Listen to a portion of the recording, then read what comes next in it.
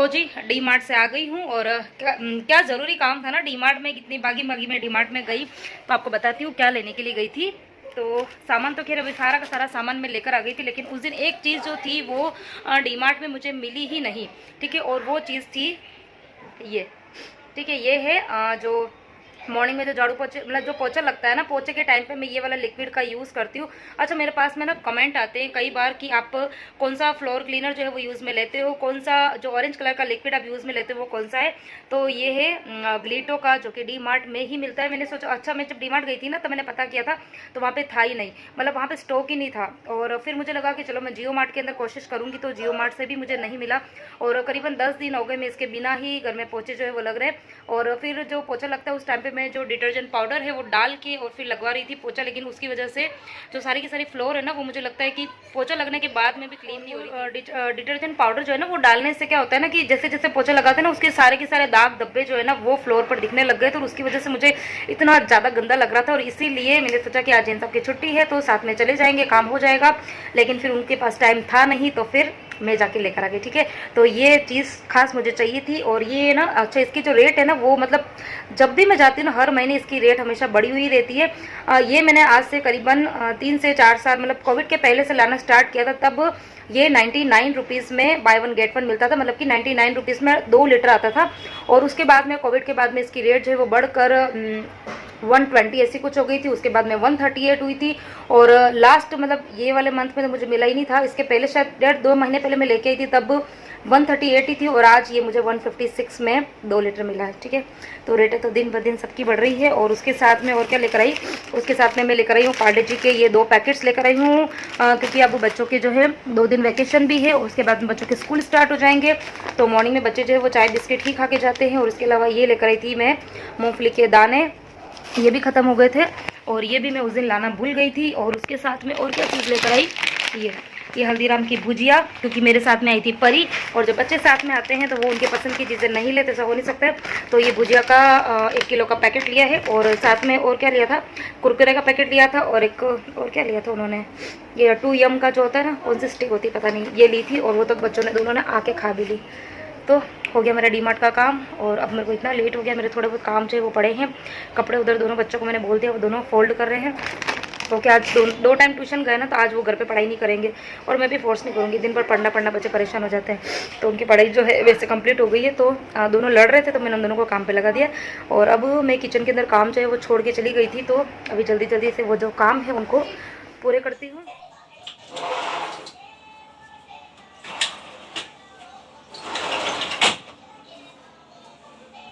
Hello my YouTube family, सो कैसे हो आप सब। होपफुली सभी अच्छे होंगे, सभी मस्त होंगे, सभी खुश होंगे। मैं भी यहाँ पे अच्छी हूँ। और शनिवार का दिन है, सुबह की बजी है करीबन 8 बजे से करी है मैंने अपने वीडियो की शुरुआत। और बस अभी शावर लेके निकली हूँ। और घर की सारी खिड़कियाँ जो है वो आजकल मैं थोड़ा जल्दी ही खोल देती हूँ। और मौसम तो इतना ज़्यादा सुबह सुबह ही गर्म होने लग गया है कि आपको क्या बताऊँ। और अच्छी खासी धूप जो है वो मतलब सुबह ना 7 साढ़े 7 बजे ही अच्छी खासी धूप जो है वो आने लग जाती है। तो बस सबसे पहले तो खिड़कियाँ जो है वो मैंने खोल दी है और उसके बाद में लग जाती हूँ अपने सुबह के काम पर, अपनी मॉर्निंग रूटीन पर। तो अर्ली मॉर्निंग के जो बहुत सारे काम थे वो मैंने निपटा दिए। सबका चाय दूध हो गया, मतलब जो भी मॉर्निंग के काम होते हैं जो कई बार आपके साथ में मैंने शेयर किए वो सब हो चुके हैं। और अब मैं आपके साथ में अपनी 8 बजे के बाद की जो रूटीन है वो शेयर करूंगी। और आज के वीडियो में स्पेशली मैं आपके साथ में ये शेयर करने वाली हूँ कि 30 मिनट्स में अपने डेली क्लीनिंग को, अपनी हाउस क्लीनिंग को ज़रूर देती हूँ। और इन 30 मिनट्स के अंदर मैं अपने घर के किस किस भाग को, कौन से पार्ट को साफ़ करती हूँ ये भी आपके साथ में शेयर करूँगी। और शायद यही कारण है कि आप जो मुझे कमेंट करते हैं कि दीदी आपका घर जो है वो इतना सुंदर है, इतना साफ़ सुथरा है, तो कैसे रहता है, आप कैसे मैनेज करते हो, शेयर कीजिए। तो ये वाला वीडियो यदि आप देखेंगे पूरा बिना स्किप किए हुए तो शायद आपको इसका आंसर मिल जाएगा। तो सबसे पहले मैंने अपने बच्चों के रूम की ही क्लीनिंग करी है, क्योंकि सैटरडे है आज, बच्चों का स्कूल का तो हॉलीडे, वैसे भी 2 दिन की छुट्टियां पड़ी है, शनिवार रविवार। बच्चों के एग्ज़ाम की प्रिपरेशन लीव है तो बच्चे अभी स्टडी करने बैठेंगे। तो सबसे पहले मैंने बच्चों का रूम जो है वो ही क्लीन कर दिया है, क्योंकि साफ़ सुथरी जगह पे बच्चे यदि पढ़ते हैं ना तो उनका मतलब कमरे में एक पॉजिटिविटी भी आती है, बच्चों का पढ़ने में मन भी लगता है। तो बच्चे जो है वो अभी नहाने के लिए गए थे, तब तक मैंने उनके रूम को अच्छे से साफ़ कर दिया है। अब उसके बाद में बारी आती है मेरे रूम को क्लीन करने की। तो बिस्तर तो मैंने मॉर्निंग में ही फोल्ड कर दिए थे और आज मुझे अपना ये रूम की जो बेडशीट है वो धोनी है। और इतनी ज़्यादा गंदी हो गई है क्योंकि करीबन 10 दिन हो गए हैं। रोज़ सोचती हूँ हटाऊँ लेकिन रह ही जाता है। और बिल्कुल लाइट कलर की बेडशीट है और इतनी ज़्यादा गंदी हो गई है ना, तो आज मैंने इस बेडशीट को हटा दिया। और आज इसको मैं ना डायरेक्ट वॉशिंग मशीन में नहीं डाल पाऊँगी, इसको पहले मुझे भिगोना पड़ेगा। तो मशीन के अंदर मैंने सर्फ जो है वो डाल दिया है और बेडशीट जो है वो भी डाल दी है। और अभी सिर्फ इसके अंदर मशीन में पानी भर के और छोड़ दूंगी और करीबन 1 से 1.5 घंटा ये जो बेडशीट है ना वो भिगोएगी, उसके बाद में ही इसको वॉश करूँगी। तो इस तरीके से जब बहुत ज़्यादा कभी टॉवल्स वगैरह होते हैं या बेडशीट वगैरह गंदी हो जाती है ना, तो उसको फिर मैं थोड़ी सी देर भिगो के और उसके बाद में ही धोती हूँ। तो फिर उसके बाद में जो कपड़े होते हैं ना वो बहुत अच्छे से साफ़ होके निकलते हैं। और अब उसके बाद में हाथों हाथ बेडशीट जो है वो भी लगा दूंगी। तो ये जो बेडशीट है वो मेरी बहुत फेवरेट बेडशीट है, मुझे बहुत अच्छी लगती है। एक तो इसका लाइट कलर है, प्लस उसकी जो प्रिंट्स है ना बिल्कुल छोटे छोटे से फ्लावर बने हुए हैं इसके ऊपर, तो मुझे काफ़ी अच्छे लगते हैं। और पता नहीं ये वाली बेडशीट लगाने के बाद में ना मुझे अपना कमरा जो है वो बहुत अच्छा लगता है। तो मैंने आज अपनी फेवरेट वाली बेडशीट जो है वो भी लगा दी है, मतलब लगा कांदी अभी लगा ही रही हूँ। अच्छा, मेरे पास में ना क्वेश्चन भी आया था कि आप फिटेड बेडशीट जो है उसको कैसे फोल्ड करते हो, तो वो मैं आपके साथ में ना अगले वीडियो में शेयर करूँगी। मतलब अभी जो मैंने बेडशीट धोने को डाली है ना, तो वो फिर सूख जाएगी ना, तो फिर मैं उसका वीडियो बना के आपके साथ में शेयर करूँगी। तो अगला वीडियो आप ज़रूर देखना। तो बस जो रूम है उसकी क्लीनिंग भी मेरी हो गई है। और हाँ, 2 दिन से मेरे घर मतलब 2 दिन से ना कपड़े जो है वो धुल रहे हैं, मशीन मेरी रोज़ चल रही है। क्योंकि जो सर्दी के कपड़े वगैरह है, ब्लैंकेट्स वगैरह है ना, वो मेरे 3 दिन हो गए, 3 दिन से फ्राइडे से कपड़े धुल रहे हैं। फ्राइडे नहीं सॉरी थर्सडे से, गुरुवार के दिन धोए थे, शुक्रवार के दिन धोए थे और आज मैंने बेडशीट डाली है। तो ब्लैंकेट जो है वो मेरी सारी की सारी धुल गई है, सूख भी गई है। तो बारी आती है उसको अपनी अपनी जगह पे लगाने की। तो जो लिविंग रूम का जो मेरा सिटिंग वाला एरिया है ना, उसके नीचे अच्छा खासा स्टोरेज है। और वो स्टोरेज हमने बनाए हैं इसके लिए ही था कि एक्स्ट्रा बिस्तर वगैरह जो हो वो, या फिर जो सूटकेस वगैरह होते हैं ना, तो वो सब मैं यहीं पर रखती हूँ। तो ये जो हॉल की जो मेरी सेटिंग है ना, उसके नीचे वाला स्टोरेज एरिया, यहाँ पर मेरे सारे ही एक्स्ट्रा बिस्तर जो है वो रखे हुए हैं। तो सारी ही ब्लैंकेट जो है उनको मैं अच्छे से इसके अंदर जमा दूंगी, क्योंकि अब ये साल भर काम आने वाले नहीं हैं। और ये वाला जो कैबिन, मतलब ये वाला जो पूरा फर्नीचर है ना, ये दिवाली के टाइम पे ही मैं खाली करती हूँ। अच्छा, अभी वैसे भी मुझे ना पूरी घर की साफ़ सफाइयाँ जो है ना वो स्टार्ट करनी है, क्योंकि होली आने वाली है। और कोई भी फेस्टिवल वगैरह आते हैं तो उसके पहले मैं अपने घर को अच्छे से साफ़ सुथरा ज़रूर करती हूँ। दिवाली जितनी साफ़ सफाई तो नहीं करती हूँ, दिवाली के टाइम पे तो बहुत अच्छे से डीप क्लीनिंग होती है, लेकिन हाँ फिर भी फेस्टिवल के टाइम पे थोड़ा सा घर को साफ़ सुथरा मतलब कर लेते हैं ना, तो थोड़ा सा एक फेस्टिवल वाइब जो है वो घर के अंदर आने लग जाती है। और बच्चों को भी थोड़ा, उनको भी लगता है कि हाँ घर के अंदर कुछ स्पेशल जो है वो होने वाला है। क्योंकि बाकी इन सिटीज़ में तो कहाँ इन त्योहारों का पता चलता है, कब त्यौहार आते हैं चले जाते हैं पता ही नहीं चलता है। तो ये छोटी मोटी चीज़ें हम घर के अंदर करते रहते हैं ना, तो बच्चों को थोड़ा अच्छा भी लगता है और हमें भी अच्छा लगता है। तो दोनों ही रूम को मैंने साफ़ कर दिया है, सारी ब्लैंकेट जो है वो लगा दी है। और उसके बाद में जो सोफ़ा है उसको भी मैं हाथों हाथ साफ़ कर दूंगी। और ये कमरे का ना सबसे जो मेरा गंदा वाला पार्ट है ना, वो ये सोफ़ा ही है, क्योंकि इसको मैं कितना भी साफ़ करती हूँ ना, थोड़ी थोड़ी देर में गंदा होता ही रहता है। अभी मैंने साफ़ किया है, सारे कुशन्स को अच्छे से लगाए हैं, कुछ और सोफ़े के कवर को भी अच्छे से अरेंज किया है। लेकिन थोड़ी देर में बच्चे आके बैठेंगे और फिर इन सारे के सारे पिलो को बिखेर देंगे। तो वो उनका काम करते हैं, मुझे अपना काम करना है। और उसके बाद में बारी आती है डाइनिंग टेबल को क्लीन करने की। तो डाइनिंग टेबल के ऊपर मैंने ये मैट जो है ना वो दिवाली के टाइम पे लगाया था, उसी टाइम पे ही मैंने ये लोकल मार्केट से परचेज़ किया था और काफ़ी अच्छा लगा था मुझे उस टाइम पे, और तो मैंने लगा दिया। लेकिन अब करीबन 3 से 4 महीने हो गए और अब मैं बोर भी हो गई हूँ और उसके ऊपर की जो थोड़ी शाइनिंग है ना वो भी कम होने लग गई है। तो अभी मैंने उसको टेम्प्रेरी हटा दिया है, फिर देखते हैं इसको धोने के बाद में यदि मेरा मन होगा तो मैं फिर से लगा दूंगी। लेकिन एक बार तो मैंने इसको हटा दिया, और हटाने के बाद में मतलब इतना अच्छा मेरा ये जो लिविंग रूम है ना उसका पूरा लुक ही चेंज हो गया था। यूँ कह सकते हैं कि पूरी ना काया पलट हो गई थी पूरे ही रूम की, क्योंकि जो डाइनिंग टेबल के ऊपर जो हमने कांच लगा रखा है ना वो पूरा कस्टमाइज है, और उसकी जो प्रिंट है वो इतनी अच्छी है ना, तो उसकी वजह से पूरा रूम का गेटअप ही चेंज हो गया। तो डाइनिंग टेबल जो है वो मैंने साफ़ कर दिया है। और उसके बाद में बारी आती है पूरे ही टीवी यूनिट को क्लीन करने की। तो आज के वीडियो में मैं आपके साथ में मेरी जो डेली क्लीनिंग रूटीन है ना वो शेयर कर रही हूँ। तो ये मेरी डेली की रूटीन है, मतलब मेरे घर की जो साफ़ सफाई है ना उसको मैंने 3 पार्ट में डिवाइड किया हुआ है। डेली क्लीनिंग होती है, इसके अलावा वीकली क्लीनिंग होती है और इसके अलावा मंथली क्लीनिंग होती है। तो जो डेली क्लीनिंग होती है उसके अंदर मैं कोई स्प्रे का यूज़ या फिर गीले कपड़े का यूज़ इतना ज़्यादा नहीं करती हूँ। ये वीकली क्लीनिंग में या फिर मंथली क्लीनिंग में होता है। अदरवाइज़ जो ड्राई कपड़ा होता है ना उससे अच्छे से डस्टिंग कर देती हूँ। और उसके अंदर डाइनिंग टेबल, सोफ़े का क्लीनिंग है, टीवी यूनिट का क्लीनिंग है, और इसके अलावा जो मेन डोर है वहाँ पर भी बहुत डस्ट आ जाती है, तो उसको भी अच्छे से झिटकी विटकी मार के और अच्छे से साफ़ कर देती हूँ।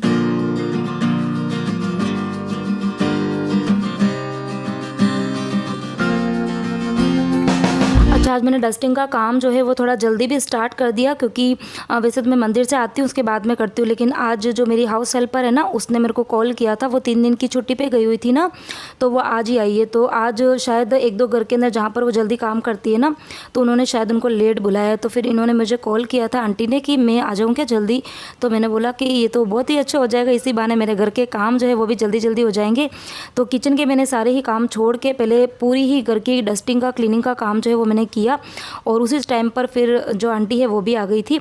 और ये सोफ़े जो है उसको भी मुझे वीक में कम से कम 1 या 2 बार हटा के इसके नीचे से झाड़ू जो है वो निकालना ही पड़ता है, क्योंकि बच्चे जो है वो कुछ भी खाते पीते हैं तो चीज़ें जो है वो गिर जाती है और फिर वो सोफ़े के नीचे चली जाती है, और इसकी वजह से फिर मच्छर भी बहुत ज़्यादा होते हैं। तो वीक में करीबन मैं 2 बार तो इन सोफ़ों को आगे करके और झाड़ू जो है वो निकालती हूँ। और झाड़ू मतलब मैं नहीं निकालती हूँ, निकालती तो आंटी है, मैं सिर्फ उनकी मदद करती हूँ। तो खैर ये मेरी आदत ही है, वो जिस कमरे में काम करती है ना मैं उनके पीछे पीछे घूमती हूँ, क्योंकि मुझे ना अपने अकॉर्डिंग उनको काम कराना होता है। यदि मैं उनको ये बोल दूँगी कि आंटी आप यहाँ झाड़ू निकालना, वहाँ पोछा लगाना, ऐसे करना वैसे करना, तो उनको हो सकता है थोड़ा बुरा भी लग जाए और वो करेंगे भी नहीं। तो इसके लिए मैं क्या करती हूँ कि मैं उनके साथ में रह के थोड़ा बहुत मैं करती हूँ, ज़्यादा काम उनसे करवाती हूँ, तो उनका भी काम हो जाता है, मेरा भी काम हो जाता है, और मेरे अकॉर्डिंग जैसा मुझे घर साफ़ सुथरा चाहिए वैसा साफ़ भी हो जाता है।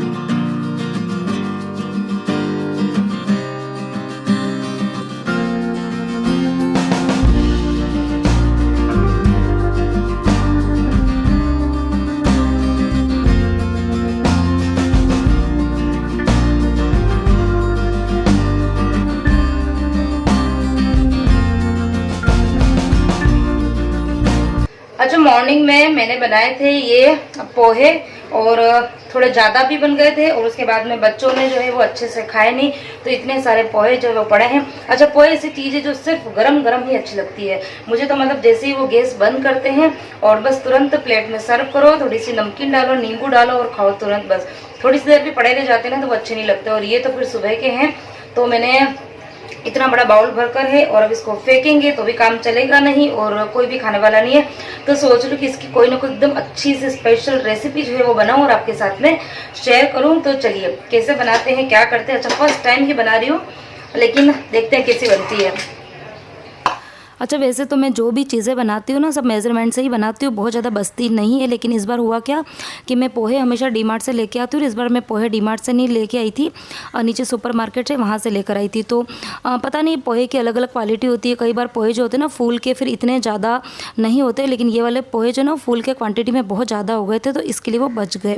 तो अब फेंकने से ज़्यादा अच्छा है कि कुछ ना कुछ उसका अच्छे से यूज़ किया जाए। तो एक बहुत ही अच्छी सी रेसिपी आपके साथ में शेयर कर रही हूँ, देखना ज़रूर, बहुत ही इंटरेस्टिंग है। फर्स्ट टाइम बना रही हूँ। तो सबसे पहले मैंने पोहे ले लिए, उसके अंदर करीबन 2 चम्मच मैंने दही डाला और उसको मिक्सर ग्राइंडर में अच्छे से चला दिया और एकदम गाढ़ा गाढ़ा पेस्ट तैयार किया। उसके बाद में 1 कटोरी मैंने सूजी ली थी, उसमें पानी डाला और उसको भी मिक्सर में चला के एकदम पतला पतला सा पेस्ट तैयार किया, और फिर दोनों चीज़ों को मैंने अच्छे से मिला दिया है। अच्छे से मिलाना है। अच्छा, ये जो रेसिपी है ना वो मतलब बनाई मैंने पहली बार थी, हमने तो खा भी ली है, ख़त्म भी हो गई है। मैं आपके साथ में बाद में शेयर कर रही हूँ, इसलिए मैं बता रही हूँ कि इतनी अच्छी बनी थी, इतनी अच्छी बनी थी ना। आप पूरा वीडियो देखना, रेसिपी को ट्राई ज़रूर करना और उसके बाद में कमेंट करना, इतनी तो मैं आपको गारंटी देती हूँ, ठीक है। और उसके बाद में मिक्सचर जो है वो मतलब अच्छे से सेट हो गया। उसके बाद में मैंने इसके अंदर थोड़ा सा नमक डाला है, और नमक के बाद में मैंने थोड़ा सा 1 चम्मच ऑयल भी डाल दिया था। तो नमक बहुत सोच समझ के डालना है, क्योंकि पोहे में मैंने ऑलरेडी नमक जो है वो डाला हुआ था। अच्छा, पोहे में यदि आप शक्कर नहीं डालते हो तो इस टाइम पे आप 1 चम्मच शक्कर ज़रूर डाल दें। बस अब ढक के उसको 10 से 15 मिनट तक सेट होने के लिए रहने देंगे, और तब तक मैं दूसरी तैयारी कर लेती हूँ। तो आज करेले की सब्ज़ी बनाने वाली हूँ। तो करेले मैंने दिन को ही चॉप करके छिल के चॉप कर दिए थे और थोड़ा सा नमक डाल के उसको ढक के रख दिए थे, और अभी मैं निचोड़ के अच्छे से उसमें से पानी निकाल रही हूँ। क्योंकि करेले जो है ना वो मतलब आप कितना भी ध्यान रखते हैं थोड़े बहुत कड़वे बनते ही हैं, और इस तरीके से बनाते हैं तो उनकी कड़वाहट थोड़ी सी कम हो जाती है। क्योंकि मैं चाहती हूँ कि मैं घर के अंदर जो भी सब्ज़ी बनाऊँ मेरे बच्चे भी खा लें, तो उनको यदि खिलाना है तो फिर आपको कुछ ना कुछ उसमें टोटके करने ही पड़ेंगे। तो थोड़ा सा इस तरीके से कर लिया जाए तो थोड़ा सी उसकी कड़वाहट कम हो जाती है और फिर बच्चे जो है वो खा लेते हैं। और ऐसा करने के बाद में भी मैं यूँ नहीं बोलूँगी कि बिल्कुल भी करेले जो है वो कड़वे नहीं रहेंगे, हल्के फुल्के रहते हैं, लेकिन हाँ उस लेवल तक कड़वाहट नहीं रहती है। और बच्चे जो है वो थोड़े मतलब खिलाना भी ज़रूरी होता है इस तरीके की चीज़ें। मैं तो अपने घर के अंदर मेथी दाने, करेले, हर तरह की सब्जियां जो है बनाती हूँ, क्योंकि ये जो सब्जियां होती है ना वो टेस्ट में हो सकता है थोड़ी कम अच्छी लगती हो, लेकिन बॉडी के लिए काफ़ी अच्छी होती है। कितने सारे बेनिफिट हैं मेथी दाने के, करेले के, मतलब आपके डाइजेशन को तो इम्प्रूव करती ही है, पेट को साफ़ रखती है, इसके अलावा ब्लड को प्योरीफाई करती है, तो बहुत सारे इसके बेनिफिट्स है। तो आपको बच्चों को भी खिलाना चाहिए, आपको भी खाना चाहिए। तो अभी इसके लिए बस जल्दी से मैं तड़का तैयार कर दूंगी। तो बहुत ही सिंपल सी सब्ज़ी बनाती हूँ करेले की। कढ़ाई में रख दिया है तेल, राई, जीरा, हींग डाल दिया और हरी मिर्ची डाली।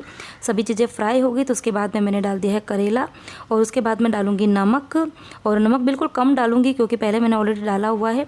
और उसके बाद में डालूंगी थोड़ा सा हल्दी का पाउडर, और फिर उसको ढक कर और 5 मिनट के लिए पकने देंगे। और उसके बाद में फिर बिल्कुल नॉर्मल जो मसाले होते हैं बेसिक से, लाल मिर्च का पाउडर, धनिया पाउडर, बहुत सारे लोग इसके अंदर थोड़ा सा ना गुड़ का पल्प भी डालते हैं, थोड़ी सी शुगर भी डालते हैं, और कई बार मैं ना बेसन वाली भी बनाती हूँ। तो 2-3 तरह की सब्जियाँ जो है वो करेले की बनती है।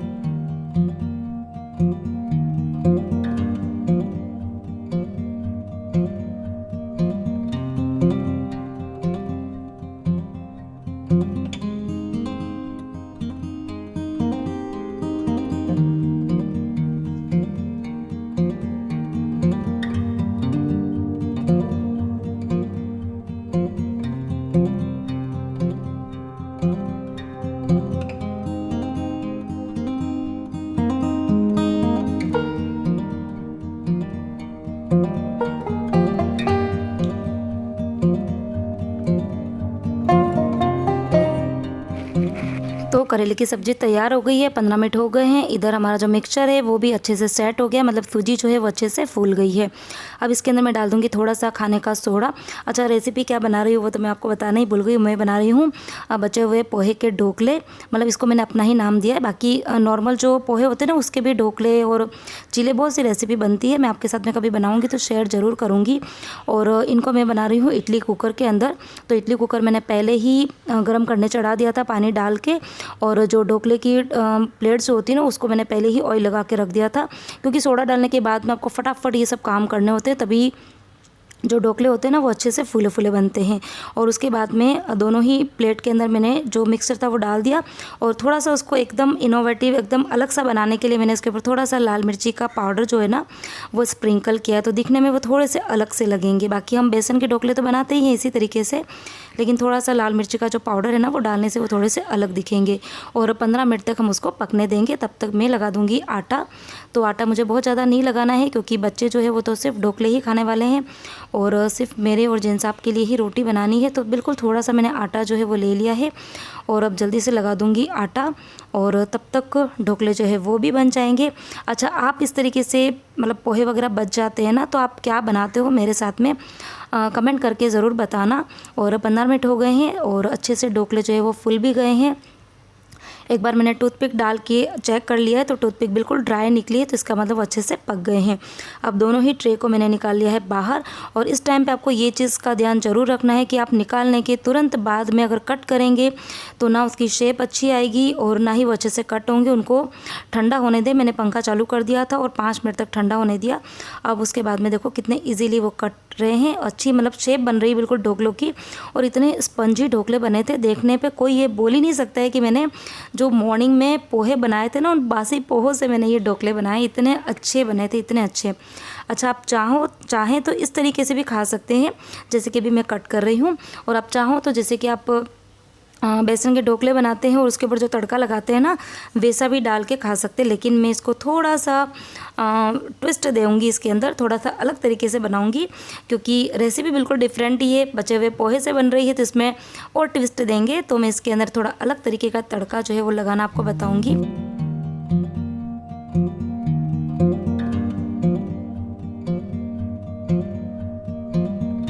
तो पूरे ही तड़के का वीडियो बनाया था, पता नहीं वो वीडियो पता नहीं कहाँ चला गया, डिलीट हो गया, पता नहीं क्या हो गया।